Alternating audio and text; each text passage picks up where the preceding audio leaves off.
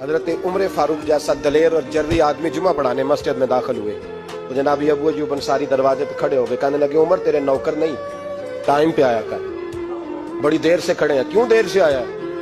بڑے جلالی تھے نا حضرت عمر، لیکن وہ جلالی اس وقت تھے جب کوئی ظلم کرتا تھا، اور ذات کے لیے جلالی نہیں تھے۔ کب وقت پہ آیا کر، کو ملازم نہیں تیرے؟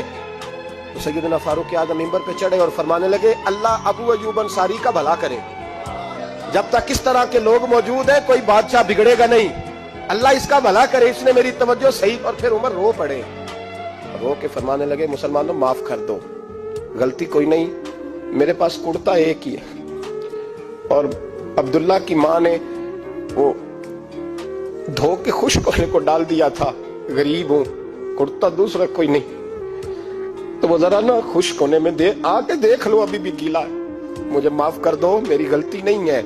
صحابہ درد کے ساتھ رونے لگے اور کہنے لگے اللہ اس طرح کے حکمران ہمیشہ عطا کرتا رہے۔ میرے بھائی تو انصاف کا رنگ تو دے، ان تقاضوں کو سمجھنا۔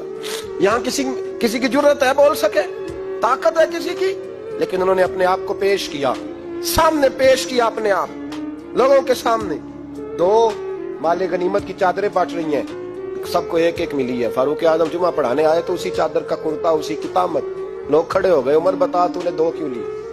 یہ انصاف ہے، یہ عدل ہے، کیوں لی دو؟ حضرت عمر کہنے لگے میرا بیٹا جواب دے گا۔ عبداللہ بن عمر بولے، کہنے لگے ابا جی کے کپڑے بڑے پرانے ہو گئے تھے، میں نے اپنے حصے کی بھی اپنے ابا جی کو دے دی ہے۔ دیکھیں نا یہ انصاف میرے نبی پاک نے کیا ہے، صحابہ نے سیکھا ہے۔